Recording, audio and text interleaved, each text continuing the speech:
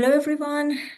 Welcome to today's panel discussion on the role of art in social changes. My name is Sheida Sam.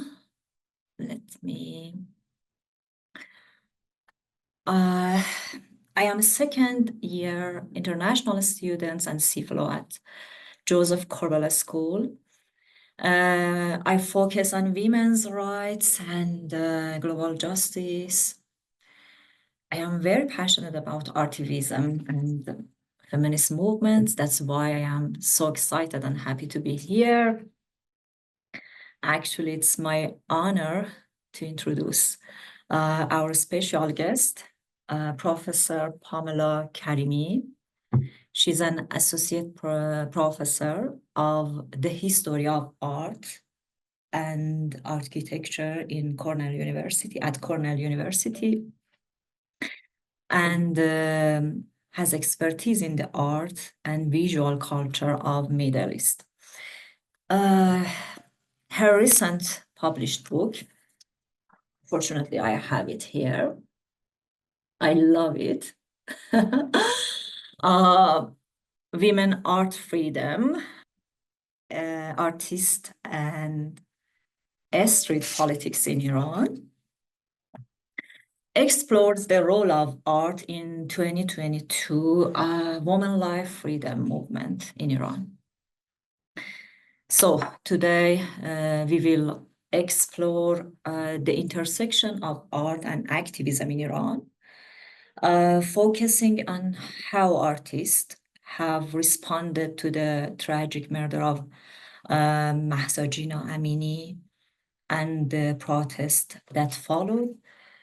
Also, Pamela will discuss over the upcoming 40 minutes about the importance of art in this movement and its influence, the global conversation on women's rights and artistic expressions. So now, it's my pleasure. I would like to invite Pamela to continue the discussion. If anybody has any question, please feel free to write your question in the chat box. We will answer your question at the end of the session. Welcome, Pamela. Thank you for accepting my invitation, and the floor is yours. Thank you, Sheida. That was a very generous introduction. I'm very grateful to both you and Ashton for all the work that you did behind the scenes in order to create this opportunity for me to speak about my recently published book. On that note, I'm going to turn to my images, and thank you also to everyone who's attending this panel today. I know it's not a very easy day for a lot of people after the elections, but we will continue to do the good work that is needed to be done in academia and in art and culture scenes.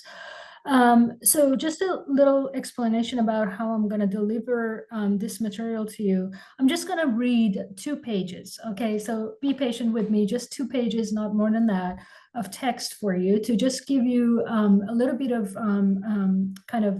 overview of the book project, what it's about. And then I'm going to turn to my slide presentations, and I'm going to talk to you about the process of writing this book. If you have any questions, I'll be happy to answer towards the very end. And so on that note, I'm going to turn my attention to the text. During the 2022-2003 uprising in Iran, a powerful wave of artistic activism swept through public spaces, universities, and art institutions. Both emerging and established artists risked their safety to participate in acts of creative resistance, but this movement was not spontaneous. It was built on years of quiet rebellion and artistic expression. Iran's art scene has long been a catalyst for change, with artists engaging in street performances well before the recent protests. A striking example occurred in 2011 when women dressed in bold red took over a busy intersection in Tehran. This performance paid tribute to a woman who before the 1979 Islamic Revolution stood at the same spot in full red attire, expressing her love and longing for a man she was waiting for. This was a bold act, especially considering that women in the Islamic Republic of Iran are prohibited from publicly expressing their love and passion. A wide array of these artworks is documented in my book, Alternative Iran, Contemporary Art and Critical Spatial Practice, which was published in 2022, coinciding with the start of the Woman Life Freedom Uprising. Amidst the uprising, artistic expression took on a new role, particularly among women and youth, who used their work to amplify the voices of those on the front lines. Despite restrictions like the mandatory hijab law, of course, and the increased surveillance, artists reclaimed public spaces through creative acts, showing solidarity and resistance. In my recently published book, Women, Art, Freedom, I explore how artists use their craft to challenge the regime. For example, one woman artist used her body by literally rolling through the streets of Mashhad, a very religious and conservative city, to reclaim public spaces, while another organized passers-by to untangle ropes, symbolizing community conflict resolution. A favorite project of mine is by dancer and filmmaker Tanin Torabi, whose performances in public spaces reenacted protest gestures, challenging authority and turning the streets into spaces of defiance.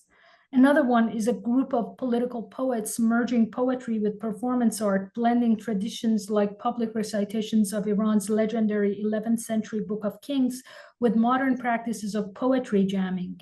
This vibrant movement highlights the deep creative spirit of Iran's artistic community in times of resistance.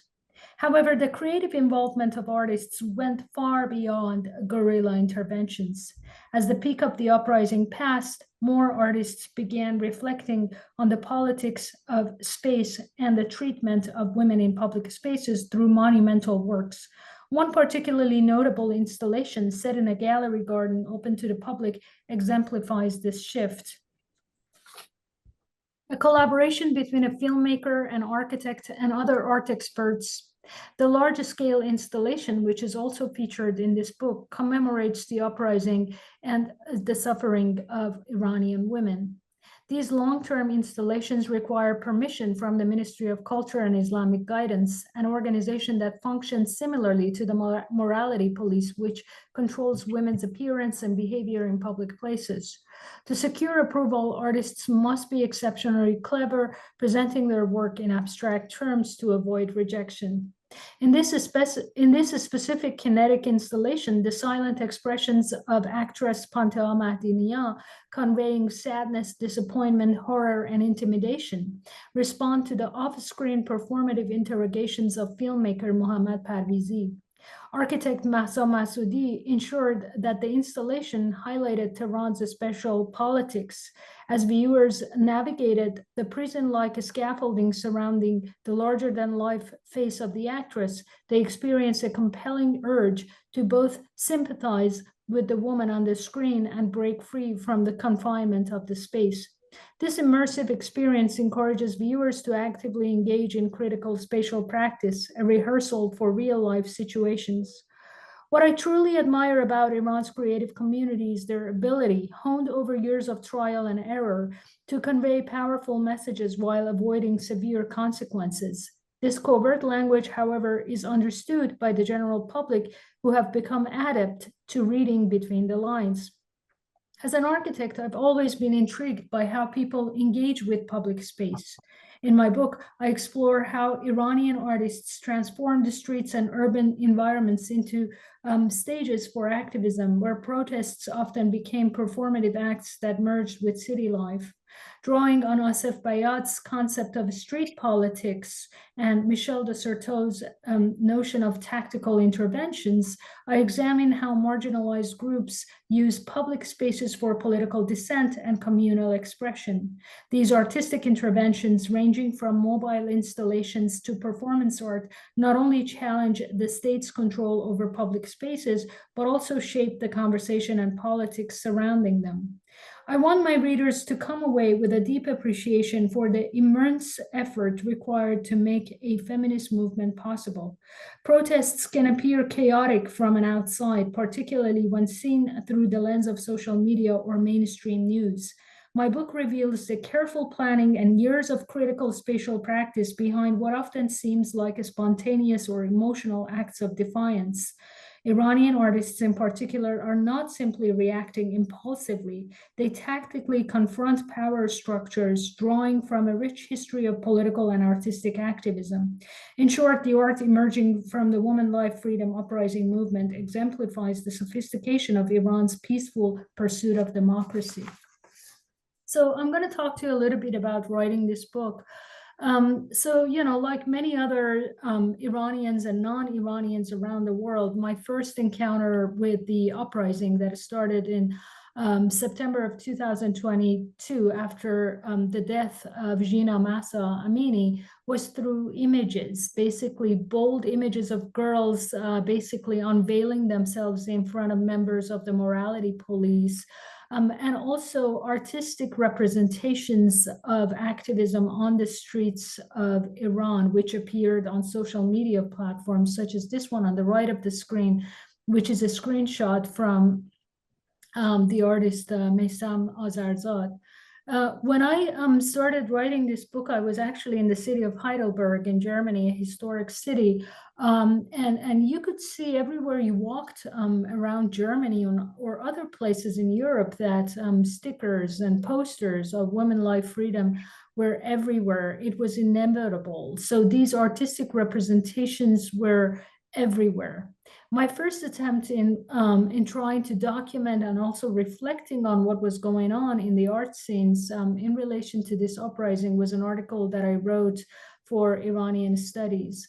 And in the course of writing that article, I actually produced nearly 200 reproductions of the images of both the artworks as well as photographs of defiance that were taking place on the streets of Iran.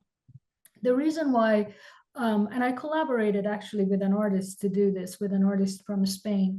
And the reason why I did this is because it was, at the time, it was very hard to get a hold of some of the copyright issues that we all have to face regarding the reproduction of these images. However, later, as I got really deep into my research for this book, I was able to find a lot of the artists and photographers who had captured these images, and so I credited them. So these are some of the images from my collection, the vast collection that I actually produced for this book. The other problem with images, as you know, is that usually publishers give you a very hard time with colored images. You know, they don't easily agree to publish colored images and in large numbers. However, you know, I tried a lot of publishers, and Leuven University Press in Belgium was very kind to agree to all of my images being reproduced in color. And eventually I was able to secure some funding from the Persian Heritage Foundation, to whom I'm very grateful, that made possible the payment for those images. I was ready actually to pay out of pocket, but then they stepped in and they made it so much easier for me. And it is, as many of you who have published know, it is extremely expensive to produce such books with images. But we decided that the images of this revolution, of this uprising, or quasi-revolution, I should say, were very, very important in terms of understanding what's going on the ground. It was important both for grassroots activism as well as artistic reproduction, as well as artistic reproductions of those, as well as performative acts that were taking place in Iran for a number of months. So the uprising itself actually lasted from early September of 2022, and it ended roughly by the end of the spring in 2023, but the movement is still ongoing. A designer collaborating with Leuven University Press also agreed to design the book beautifully, which I'm very grateful for that. And also, in the midst of all of that, I organized exhibitions regarding the art that was being produced in Iran. In Westport, Massachusetts, we were able to put together an exhibition of Maysam Azarzad's beautiful images that were published on his Instagram account. He basically, through all of these images, he highlighted the heroes of the revolution, because a lot of people believe that in the past, people didn't document these people well, and so we forget them and they are removed from collective memory. So artists actually found it extremely necessary and part of their duty to document these heroes or heroines as much as they could. And so a lot of people came to see the show, and I was very happy and honored to introduce the work of Maysam. So the book itself covers a lot of different artists, not just Maysam, but a lot of different artists, most of whom are actually in Iran. They're based in Iran. I know that a lot of diasporic artists were also active during the time of the uprising, and they continue to be very active. They produce amazing images and artworks. But producing art in Iran is much harder. Sometimes people put their lives and their security on the line when they make art. So that's why this book heavily captures and relies upon the artistic contributions of people who are in Iran or who were at the time in Iran, even if they have moved out of the country out of force or optionally. The book is divided into 10 acts. The reason why I call them acts is because I believe that these are still unfolding. These activities are still evolving. So by no means they are some things that are frozen in time. And so like a theater, they unfold in front of us on a daily basis. Most recently, I'm sure you have all seen the news about an Iranian student who stripped herself down to her underwear on the campus of Azad University. And towards the end of this lecture, I will also reflect on that. I'm actually contributing to some articles for Hypoallergic and other platforms about that girl and its connection to artistic practices. So it's very important to continue to think about these activities as things that are going on still. So the uprising is over, the peak of the uprising is over, but the movement is still ongoing. So as you can see, the chapters are organized based on thematic concepts that emerged during the uprising.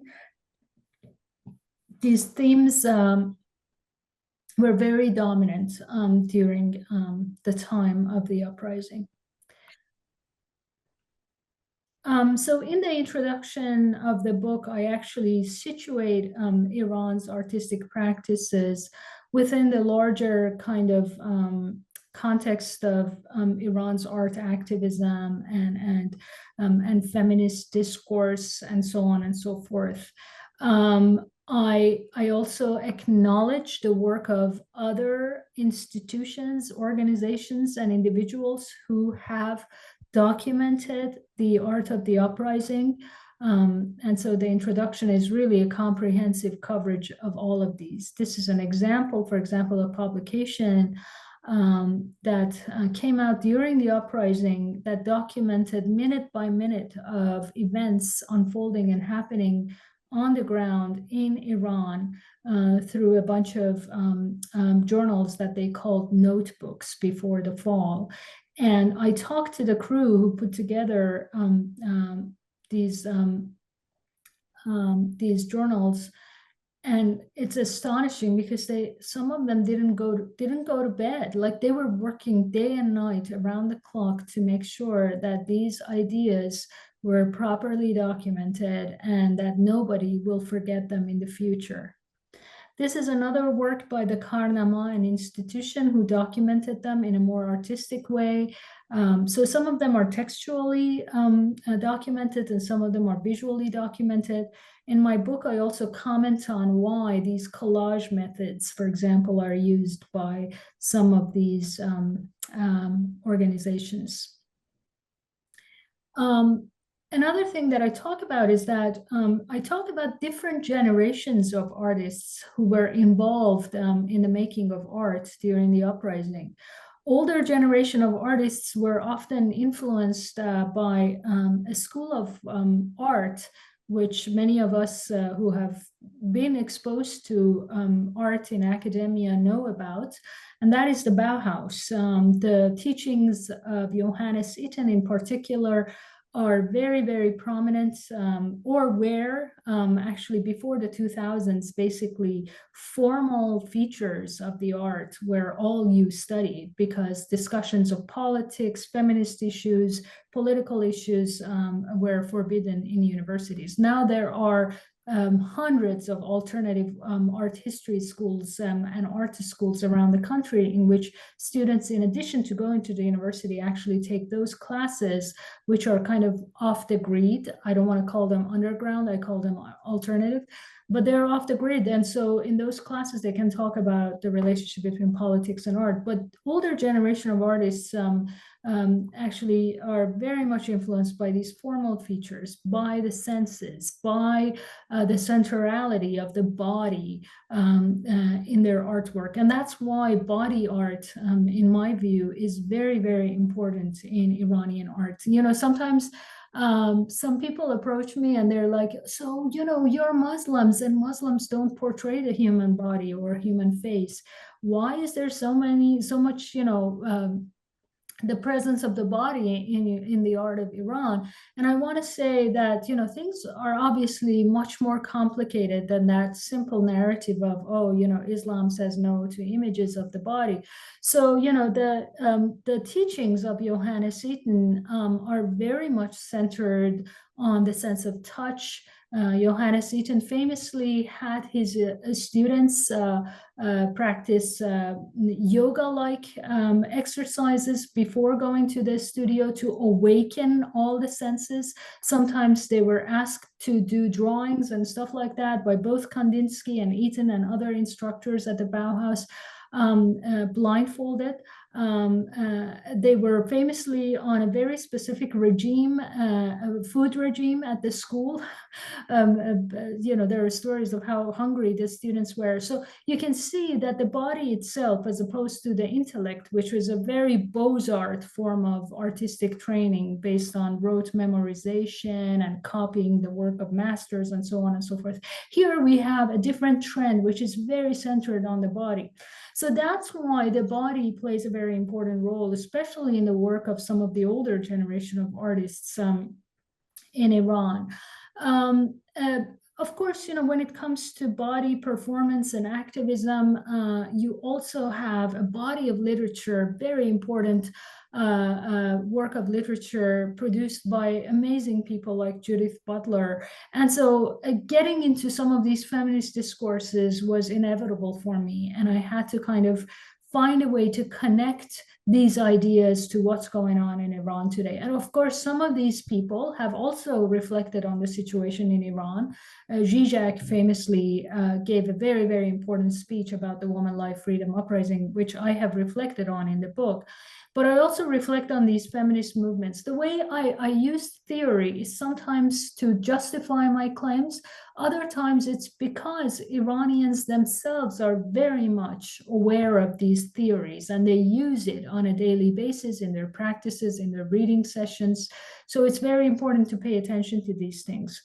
Also, Iran has had a feminist movement since the start of the 1979 Islamic Revolution, which began by a bunch of conservative, actually, I shouldn't say conservative, reform, quote unquote, reformist women within the structures of the regime. So beginning in the 1990s, they started to produce magazines. They started to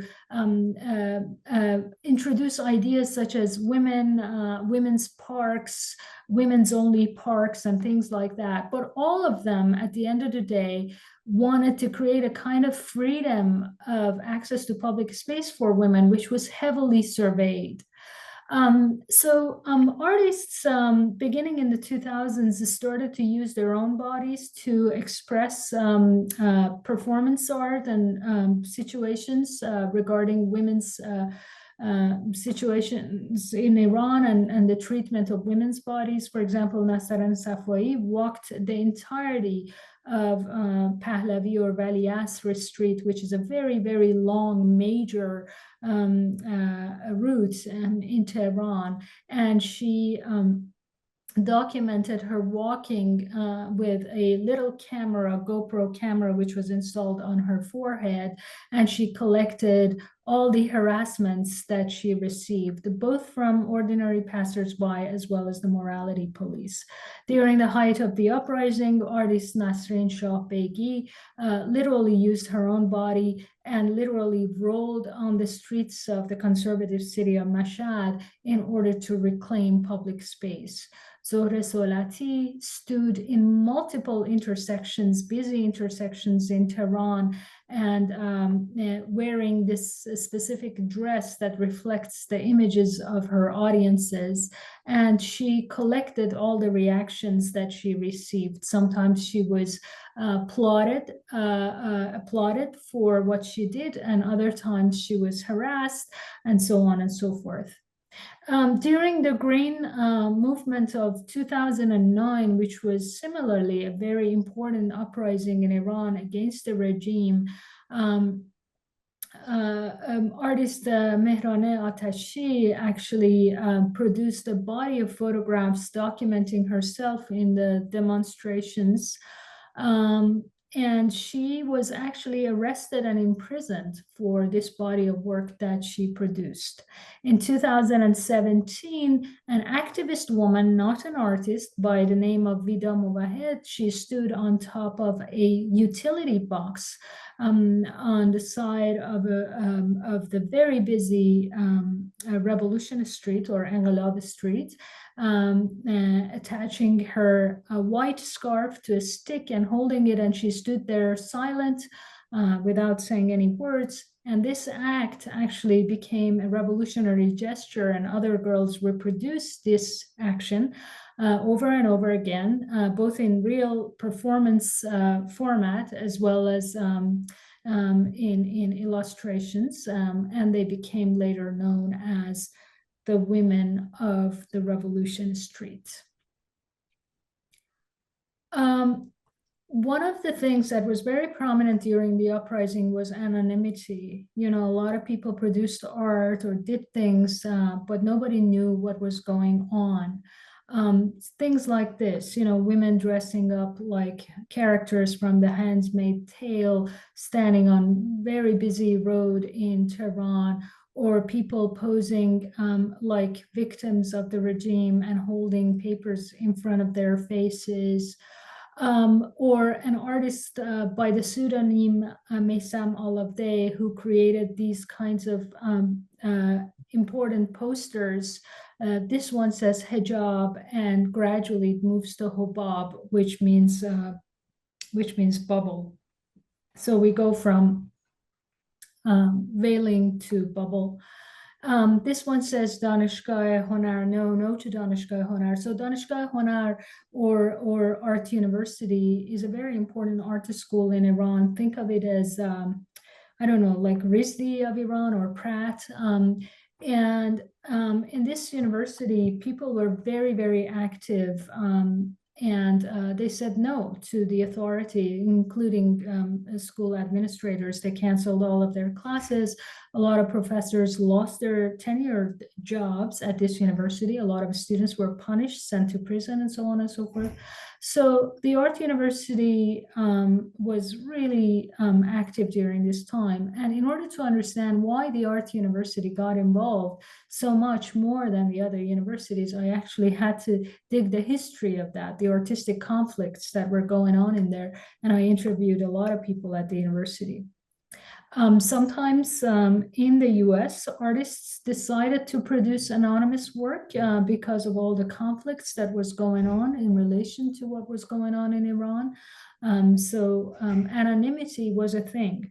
And then from then, I was taken to the prisons in Tehran. Specifically, I was told by a lot of artists that they know about their friends who are imprisoned at Evin, the notorious political prison of Tehran, that they don't produce art like this, which was produced by the leftists who were in prison for nearly 10 years during the 1980s because of their communist and leftist views. And they produced very, very small pieces of art that they hid in small places, and they were mostly embroidery and drawing. But now I've been hearing that in the Evin prison, theatrical performances that actually border on real life activities are very common. So I also documented theater in prison, the history of that going back to 2012 and so on and so forth. A lot of photographic documentations of women who are considered non-existent in the society because they work in industries such as being a DJ in music industry or in other forms of jobs that are not considered legitimate by the government. So they don't have health insurance. They're just basically working off the grid. And so there is an artist who has documented these women, and I included her in the book. And it is important to note that not all of these arts are actually from the peak of the uprising. As you can see, this one is from 2014. But I thought it was important to go back and see what kinds of histories of this form of artistic activism we have. Using protest props, as you remember from 2017, this was March for Women. These objects, these props, they were also used in the Hong Kong uprising in 2014, which eventually became known as the Umbrella Revolution. Props are actually used by Iranian artists and activists a lot. This one was very prominent. A woman's pad or sanitizing pad was used to cover the security cameras inside train cars to avoid the morality police to identify women who were hijabless. I thought this was like feminist art par excellence. The first time I saw it, I just couldn't believe it that it was the work of activists. It looks like a work of art, really. And that's what's important about Iran is that there is a ripple effect from activism to art and from art to activism. So people are very aware of what's going on the two sides of the spectrum, and they learn from each other. Also, what I liked about some of the props that were used during the uprising is that they were not like in your face, they were not like so obvious. They had some sort of ambiguity. That is basically the nature of art. Art make things complex in order to push the audience to the limits. So for example, Mansoureh Bagharai created this mantle that is both a wing for her to fly and to release herself from the bounds of life in public spaces of Iran. But on the other hand, it's a man's mustache, if you think about it. So in that sense, a comparison with Renee Magritte's famous rape was actually interesting. And Mansoureh actually endorsed my suggestion for that comparison because she said, I want my viewers to take all kinds of messages from what I create through my art. Other artists also use synthetic hair, as well as little chocolates that resembled the bullets, the paintballs that basically blinded a lot of people in protest in Iran. Hamed Safai, who worked formerly for a TV program, a state-run TV program, actually left his job in protest and he became a vendor. And he also, as a result, had a lot of interactions with protesters on the street. So discussions with him also was very, very interesting when it comes to the use of props in revolutionary movements. There are a lot of old themes that are being reproduced in the revolution. Going back to the Green Movement in 2009, A lot of people actually collected stones, just like the Parisian student revolt from 1968, that they threw at the police in response to their violent attacks. And Moshtaba Amini, who's an artist in Tehran, he actually collected all of these stones and he covered them with precious leaves of precious metal and created this art installation. The colors, ideas from the left, as well as the Islamic Revolution of 1979, come into play in the work of a lot of artists during the Woman Life Freedom Uprising. The element of blood also appears a lot, and I have historicized all of these. Reenactment, which is a genre in performance art, also animated the works of a lot of activists and artists who reenacted the poses of a victim of a regime's brutality. But the most important form of reenactment that emerged in the uprising was Tanine Torabi's beautiful, absolutely astonishing film Until. It's a single shot film, which is shot by a single iPhone that is passed from one artist to the other. And they actually reenact the protest on the streets. It's a complete fictional kind of, if you say, film about protest on the streets of Tehran, but it's a reenactment of real situations, and I think it captures the situation on the streets of Tehran beautifully. And because of the filming style, the film actually makes you a little bit nauseous if you watch it.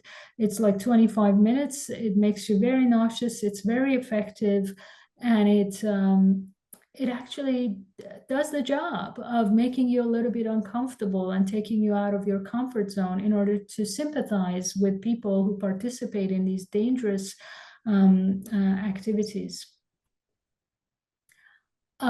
These are some more images of Tanin's dance/film projects. Tanin was actually trained as a dancer, as a ballerina, and that's why dance also plays a very important role in a lot of her projects. And these are all illegal in Iran, so to be able to do that on the streets of Iran shows the courage of the artist. Other forms of artistic activism, such as this artist who actually reenacts a very common punishment method by the regime, which is lashing people in the back. So in this one, the artist is lashing a slab that says, "I give my life to the leader, to the supreme leader." In addition to organizations and scholars, there were also a lot of artists who documented what was going on the ground. Mona Sartobeh, who was actually forced to leave Iran after documenting the police. She's a professional photographer and she's been documenting these things for years. She actually documented the police who shot people randomly on the streets. They blinded them and so on and so forth. I've also documented the activism of Parastu Foruhar, who went to Iran during the uprising. As far as I know, recently she also went there on the anniversary of her parents' murder. Her parents were murdered by the Islamic Republic. And this time around, all of her belongings were confiscated in the airport. I don't know what has happened to her since then. This was like a few days ago. Mesam Azarzad, I talked about him earlier, so I'm going to skip that. Aida Vakilian, who is actually a curator, her two children, young children, college kids, they were arrested during the uprising, and she went to the Evin prison every single day, and she kind of curated her travels to the prison. I mean, it's kind of unbelievable that somebody would document such a heartbreaking, scary, actually, kind of journey back and forth from your house to the Evin prison. And I asked Aida, how could you do this? And she said, this was part of my activism, and I really wanted to document this history, this little history of we have all gone through. Shinus Tarizadeh, who also was forced to leave the country during the uprising. Otherwise, I think she would be arrested because of her activism. She created a diary of the revolution through her drawings and the stories that she attached to them. One of the most interesting part of the movement is that, as you know, everything is expressed through gestures, bodily gestures, removing the scarf. There are no place for words. Basically, in a place like Iran, where the legal system is so strict, you can't really justify anything with anyone. You really have to use art or some sort of bodily expressions to express your disappointment. So words have no place in this. But a group of poets in Iran known as Matrud or rejected, I was able to get a hold of them, and they're very interesting. They're Dadaists. They produce Dadaist poetry. So during the uprising, they created a safe zone for themselves in an abandoned building, and they performed poetry and visual arts, and they express themselves in this way. The performances are amazing. One could call them poetry jamming, like in the style of the 1960s civil rights movement in the US, but they are often improvised. For example, one person in the audience says a word, for example, says women, and then the poet actually builds on that word, and she improvises. And these are highly educated, even though sometimes their work borders on Dadaism and meaninglessness, but they are very much informed about Iranian literature and poetry. So this is the place, the abandoned building, which is kind of camouflaged on the side of the mountain in Jamshidiyeh Park in Tehran. They call this Sher Ejra, performative poetry. I think in the US, most people, can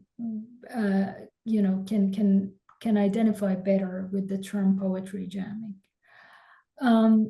And also, one of the members, there was a lot going on the walls of the cities in Iran. And so I really wanted to know what's going on. Why aren't some of the revolutionary mottos completely erased, and yet they have provided a platform for conversation between the authorities or the pro-regime people and the anti-regime people? And Ali Mohammadi, who's a member of the Matrud, actually talked to me extensively about this communication that is going on the walls of Tehran, and I have documented that in the book.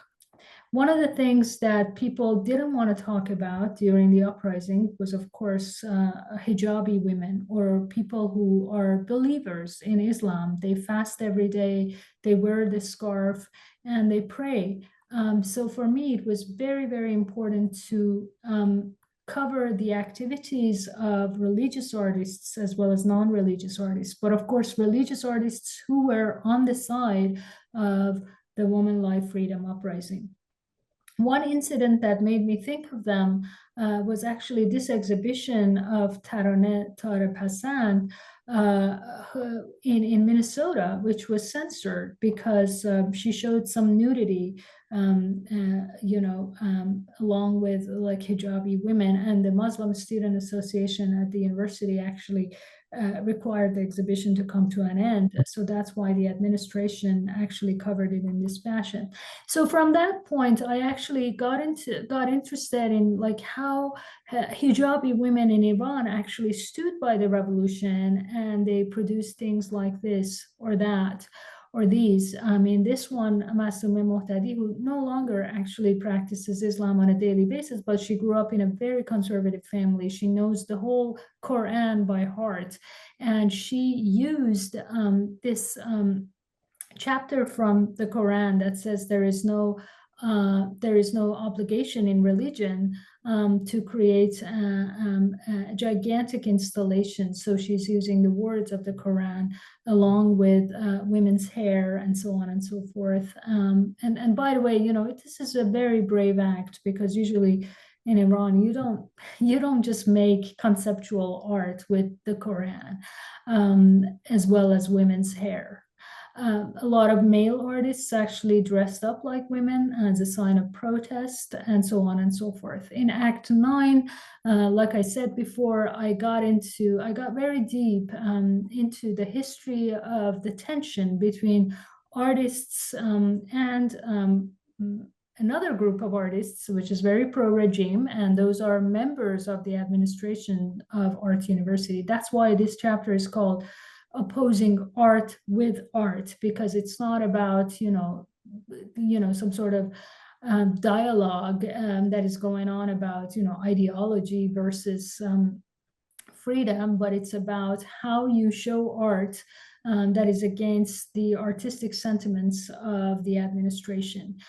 This is the story of a shifting bench that created a lot of tension at the university campus, because when women and men sat on it, they enjoyed themselves, they moved, and so on and so forth. So the administration wanted this art to be removed from the center of the campus, and eventually they couldn't convince the artist, and so they just dumped it in a landfill afterwards. And so the artist actually has created a lawsuit over this, and the situation, the debates are still going on about these kinds of tensions at Art University.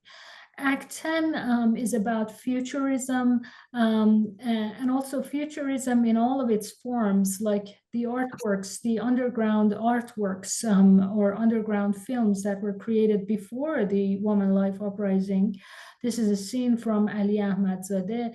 This scene, before the movie's release in Europe, actually became a GIF during the uprising. The woman is rising from the sunroof of a car, and she's screaming, excuse my language, F-U-C-K-U. And a lot of people assume that this was actually a real woman on the streets of Iran, so fed up with the situation that she's doing this as part of her protest of the Woman Life Uprising. But this is from before. This part also, this art project by Mohammad Parvizi, I also included as part of the futuristic sentiments toward the movement, because there are parallels with this presentation and movies such as Blade Runner and so on and so forth. So these actually came about after hours of discussions that I had with the artists who create these projects. So, it's not like, I make these up. They're actually based on the discussions that I have with all of these people. The interviews that I conduct with them are extensive, and they reflect on all angles that they try to cover. Towards the end of the exhibition, two people who dressed up like female morality police members actually come to erase the portrait of this woman, the actress Panta Mehdinia, but no matter how hard they try, they can't erase the portrait. So there are other works that I have covered, especially in the conclusion to the book by Shohreh Mehran, which speak more to the situation in galleries in Tehran rather than what's going on the ground, that the galleries no longer are worried about securing permission from the Ministry of Culture and Islamic Guidance, and they allow artists like Shohreh, who's actually representing Iranian women as they dress up today. They're very brave. They dress up in this way, jeans and shirts without the headscarf, and in different poses of being attacked or trying to get up after being beaten up, and so on and so forth. I also spoke to fashion designers who turned their formerly designed scarves into dresses for women now. This one is a very, very interesting fashion designer who actually designs also for films, including My Favorite Cake, which became a very interesting, famous, controversial film that was produced during the uprising with women in Tehran without the hijab. And this woman was telling me that one of the problems with women who drive cars is that when they don't cover their hair, the security cameras can actually scan them, record them, and send a fine. So basically, they send a fine to their home addresses because they have all of their information about their cars and everything else. So she was thinking of like creating a situation where the woman can actually, with a push of a button, actually create some sort of like blob-like cover to come over her head to protect her from, being fined. So I thought that the genre of fashion design is also very interesting, so I tried to address that. Now, finally, I wanted to talk a little bit about this woman who stripped down to her underwear, as you know, and it's all over social media representations of her. Her name is Mahla Ahudaryai, and she was very brave, obviously. When the morality police attacked her, she basically decided to strip down to her underwear on the campus of Azad University, the Knowledge and Research branch, which is in northeastern Tehran. And so what I want to say about this woman is that, one thing that we need to be aware of as historians and as art historians is that, these incidents don't happen in isolation. Look at Vida Movahed, who's giving the baton to her. And the baton is obviously the stick that she held while she was standing on top of the utility box on the side of the Revolution Street. That these are all connected, and there's a ripple effect, which goes from grassroots activism to art, performance art, and back to grassroots activism. So the activities of Women in Red by artist Mohammad Hosseini from 2011, remember that, the work of Tanin Torabi, who danced the entirety of Tadrish Bazaar. So all of these things remind us that there is a connection, there is a movement, and that these acts don't happen in isolation. Thank you so much for listening to me. And on this note, I'm going to turn the platform to you. Awesome. Thank you so much. Thank you so much, Pamela.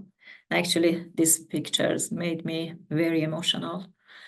And thank you for the interesting insights. And now we would like to open the floor to questions. If anybody has any question, raise your hand. We can answer your question. I guess there is a question in the chat box. Alice. Alice, would you like to say your question aloud? If you like. Okay, good. Oh, I think it just gave me the permission. Can you hear me all right? Sure, yes. Professor Karimi, that was incredible. You spoke so well to the images were so powerful, and I really appreciate how you talked about your experience in creating the book, and also in the ways you talked about the artists and the activists' experiences and what they were doing. I feel like I have a much stronger profound understanding of the range and the creativity and the types of artivism happening after Sheida initially began to introduce me to artivism in Iran. So my question is just that you mentioned earlier in your presentation that the movement continues, and I think you spoke to this later in the presentation a bit, but I would love to hear a little bit more about how you're hearing artists and activists thinking about continuing the movement today, what that looks like, and perhaps what some of the sort of developments and shifts that are taking place might be. Thank you again so much. So wonderful to have you. Thank you, Alice. Thank you also for all the positive things you said about my presentation. I really, really appreciate that. So yes, Alice, the movement is going on and people are resisting in a very, very civilized manner. I am very hopeful for the future of Iran because what's happening in Iran is that it's a civil movement. It's not just some kind of crazy uprising or revolution that then turns into fundamentalism again and again. We have seen enough of these things in the Middle East where people were so hopeful and emotional at some point, and then they turned everything into a dystopia. Unfortunately, the situation in Afghanistan is very bad also. But we need more of these kinds of civil actions on the ground all over the Middle East, not just countries that are authoritarian like Iran, Afghanistan, and so on, but also in countries that are seemingly very open and very pro-West. A lot of these art forms that I showed you that are happening on the streets of Iran, they cannot happen in Dubai because the government does not allow these kinds of activities. They want citizens to conform really entirely to the system. So Dubai is a very safe, nice place for us from the West when we go visit. But behind the scenes, there is a reason why, the people in the service sector, they're smiling all the time to you because they're very fragile. Their situation is very fragile. They will be sent back to their homes if they make the smallest mistakes.